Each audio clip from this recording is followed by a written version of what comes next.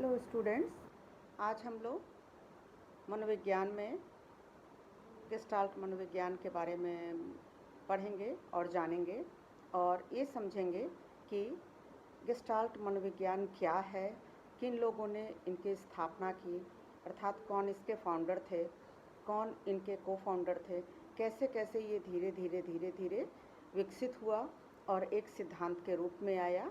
Gestalt मनोविज्ञान को gestalt school, gestalt principal वगैरह भी कहते हैं। ये मुख्य रूप से परसेप्शन के क्षेत्र में इनका बहुत काम है, लेकिन बाद में जो आगे मनोवैज्ञानिक इसमें जुड़ते गए उन लोगों ने और क्षेत्रों पर काम किया और लर्निंग, थिंकिंग वगैरह में भी इन्होंने अपने सिद्धांत दिए, प्रयोग किए, प्रिंसिपल बनाए। तो आज हम लोग इसी विज्ञान को, इसी मनोविज्ञान को अर्थात गेस्टाल्ट मनोविज्ञान को पढ़ते, जानते और समझते हैं। तो आइए आज हम लोग इस मनोविज्ञान के बारे में विस्तार से जानते हैं और इसकी चर्चा करते हैं। यहाँ पर आप देखिए कि 3 मनोवैज्ञानिकों का चित्र हमारे सामने है। ये तीनों गेस्टाल्ट मनोवैज्ञानिक हैं। पहला जो हैं ये मैक्स वर्दाइमर हैं और दूसरे जो हैं वो कोहलर हैं, वोल्फगैंग कोहलर इनका पूरा नाम है, और तीसरी जो तस्वीर है वो कर्ट कोफका की है। तो ये तीनों ने मिलकर ही गेस्टाल्ट मनोविज्ञान की स्थापना की। मुख्य रूप से वर्दाइमर का ज़्यादा योगदान रहा, ये इसके मुख्य संस्थापक थे और इन्होंने ही इसकी स्थापना की, इसकी यानी गेस्टाल्ट मनोविज्ञान की स्थापना की और एक अलग कंसेप्ट दिया, अलग व्यू लोगों के सामने रखा। बाद में इनके साथ ये दोनों मनोवैज्ञानिक भी जुड़ते गए, कोहलर और कोफका। अब एक एक करके हम लोग इन तीनों मनोवैज्ञानिकों के बारे में जानते हैं और ये समझने की कोशिश करते हैं कि कैसे कैसे इन्होंने इस प्रिंसिपल को आगे बढ़ाया, इस स्कूल को बनाया और एक दूसरे के सहयोग से इसे एक बहुत अच्छा प्रिंसिपल और स्कूल के नाम पर रूप में स्थापित किया। ये गेस्टाल्ट स्कूल के सबसे पहले व्यक्ति हैं जिन्होंने इस स्कूल की स्थापना की। हम यहाँ पर देख रहे हैं इनकी जन्म तिथि क्या है, मृत्यु इनकी कब हुई, कहाँ ये इन्होंने जन्म लिया। ये एक साइकोलॉजिस्ट थे और इन्हें फादर ऑफ गेस्टाल्ट साइकोलॉजी कहा जाता है, क्योंकि इन्होंने ही गेस्टाल्ट साइकोलॉजी की स्थापना की शुरुआत की। मुख्य रूप से इनका जो बेसिक कंसेप्ट था या बेसिक एक्सपेरिमेंट था, बेसिक सोच जो था जिसको लेकर के इन्होंने कई एक एक्सपेरिमेंट किया, वो था एपरेंट मूवमेंट। एपरेंट मूवमेंट का मतलब होता है आभासीय गति। इनका मुख्य रूप से ये कहना था कि जो सामने हम परसीव करते हैं उसके अलावे जो टोटल परसेप्शन होता है वो हमारा एपरेंट होता है, आभासीय होता है, यानी जैसा हम आभास करते हैं, ना कि वो पर्यावरण में जैसा और जिस रूप में विद्यमान है। और इसी पर इन्होंने प्रयोग किया, इस स्कूल की शुरुआत की, इसलिए इनको फादर ऑफ गेस्टाल्ट साइकोलॉजी कहा जाता है। यहाँ पर आप देखिए कि हम लोग मैक्स वर्दाइमर के बारे में पढ़ेंगे जो गेस्टाल्ट साइकोलॉजी के फाउंडर थे। इनका यहाँ पर गेस्टाल्ट का अर्थ क्लियरली समझाया हुआ है। इनका कहना है कि गेस्टाल्ट का अर्थ होता है seeing the whole world picture all at once, यानी कि पूरे वस्तु स्थिति को या किसी भी चीज़ को, किसी भी पिक्चर को जब हम देखते हैं तो उसको एज अ होल यानी संपूर्ण रूप से देखते हैं, ना कि पार्ट वाइज।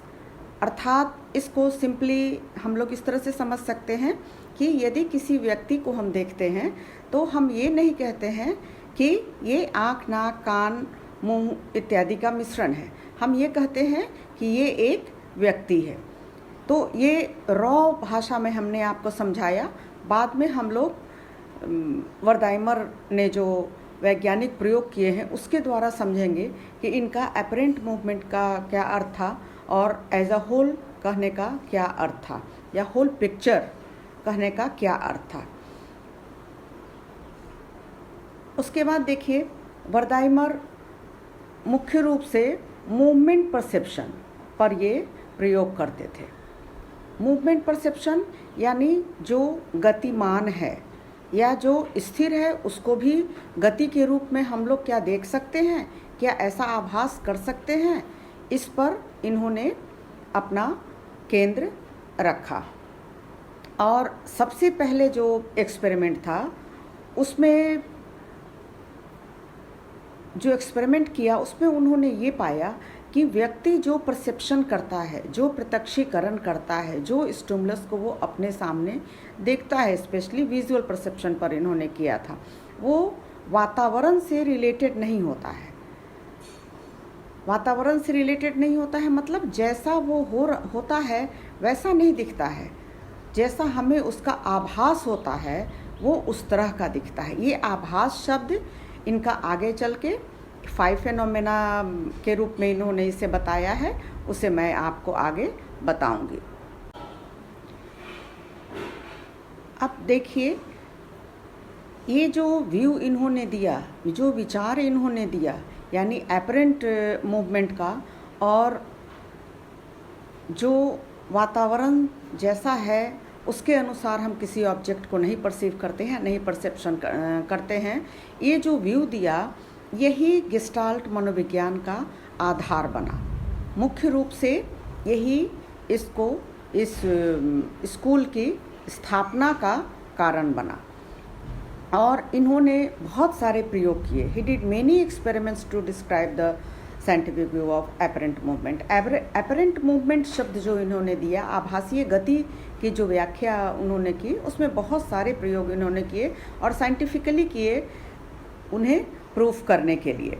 और इन्होंने जितने प्रयोग किए उसमें कोहलर और कोफ्का ये दोनों इनके प्रयोज्य बने। ये इनके सह संस्थापक भी थे इस स्कूल के, और ये इनके शिष्य भी रहे। हालांकि इनका अपने अलग अलग क्षेत्रों में अलग अलग काम रहा, लेकिन इनकी विचारधाराएं मिलती थीं, इसीलिए इन्होंने मिल करके एक स्कूल, गेस्टाल्ट स्कूल की स्थापना की। और कोहलर और कोफ्का इनके वर्दाइमर के सब्जेक्ट रहे इनके प्रयोग में। और वर्दाइमर को मुख्य रूप से, देखिए यहाँ दिया हुआ है वेल नोन, यानी मुख्य रूप से इन्हें 5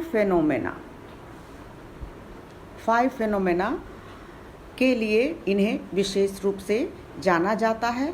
और इस 5 फेनोमेना में, जिसे मैं आगे आपको समझाऊंगी, इस 5 फेनोमेना में इन्होंने अपने विचार को, अपने व्यू को, अपरेंट मूवमेंट शब्द को बहुत अच्छे से प्रयोग के द्वारा समझाया है। वर्दाइमर ने 2 खड़ी रेखाओं, 2 वर्टिकल लाइंस पर प्रयोग किया और अपने अपरेंट मूवमेंट को विस्तार से बताया।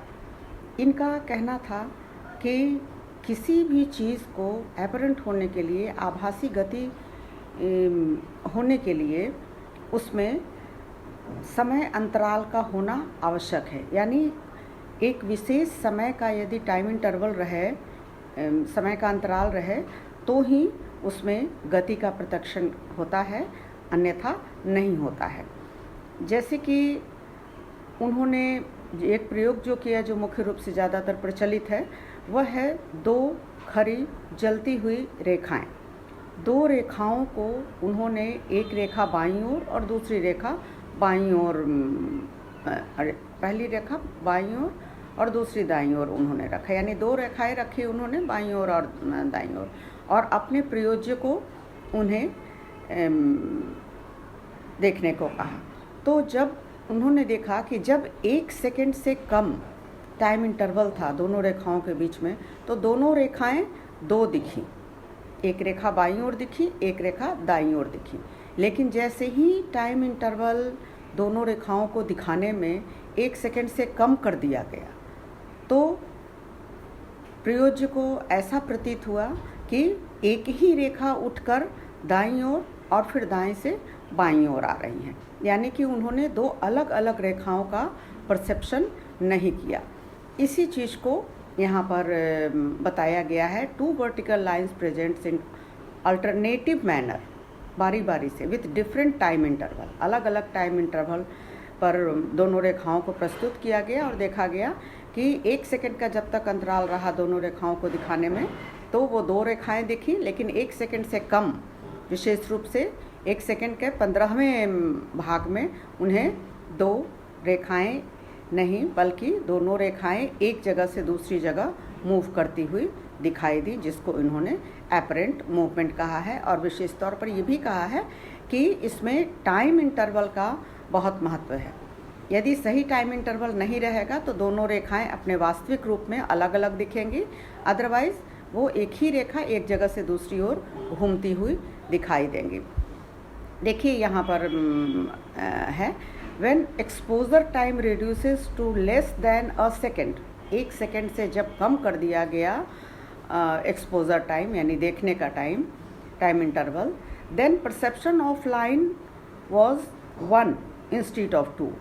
तो प्रयोज्य को, सब्जेक्ट को, जो कोहलर और कोफका थे, उन्हें 2 लाइन की बजाय 1 लाइन ही दिखाई दी। तो यही law, this law became base of the gestalt psychology. ये जो लॉ था कि जो वास्तविक है, जो वास्तव है वो नहीं दिखेगा, और जो टाइम इंटरवल के कारण आभास हो रहा है, एपरेंट हो रहा है मूवमेंट का, वो दिख सकता है। ये बेस बना गेस्टाल्ट साइकोलॉजी का। या दूसरे शब्दों में हम लोग ये भी कह सकते हैं कि जो वास्तविकता, हमें वास्तव रूप से जो परिस्थिति, स्टिमुलस दिख रहा है, वो नहीं दिखता है, उसका परसेप्शन नहीं होता है, बल्कि टाइम इंटरवल यदि उसमें रहता है, एक फिक्स टाइम इंटरवल, तो फिर उसमें गति या मूवमेंट का परसेप्शन होता है, जिसको उन्होंने एपरेंट मूवमेंट कहा। तो इस तरह से वर्दाइमर ने अपने सिद्धांत को, या अपने जो एपरेंट मूवमेंट शब्द उन्होंने दिया था, जिसमें 2 रेखाओं को पर जो उन्होंने प्रयोग किया, जिसका वैज्ञानिक नाम उन्होंने 5 फेनोमेना दिया, इसको उन्होंने बेसलाइन बनाया और इस पर उन्होंने गेस्टाल्ट मनोविज्ञान की स्थापना की। गेस्टाल्ट मतलब होल, एज अ होल, संपूर्ण रूप से। इन प्रयोगों या इस प्रयोग या इसके अलावा और भी अनेक प्रयोग किए, जिसमें उन्होंने यही बताने का कोशिश किया कि जब भी व्यक्ति किसी भी चीज़ का परसेप्शन करता है तो वो एज अ होल करता है, पार्ट वाइज नहीं करता है। इसी को उन्होंने एपरेंट मूवमेंट के द्वारा दिखाने की कोशिश की है। अब नेक्स्ट क्लास में हम लोग कोहलर और कोफका के बारे में पढ़ेंगे। आज इसके जो मेन फाउंडर थे, फादर ऑफ साइकोलॉजी जिन्हें कहते हैं, वर्दाइमर, उनके बारे में हम लोगों ने आज पढ़ा है। तो स्टूडेंट्स, इस तरह से हमने आज देखा कि किस तरह से गेस्टाल्ट साइकोलॉजी की स्थापना हुई, और उसमें मैक्स वर्दाइमर, जो फादर ऑफ गेस्टाल्ट साइकोलॉजी भी कहे जाते हैं, उनका किस तरह से योगदान रहा और किस तरह से उन्होंने आधारभूत शब्द एपरेंट मूवमेंट को रखा, और इसकी व्याख्या उन्होंने वैज्ञानिक ढंग से 5 फेनोमेना के रूप में किया।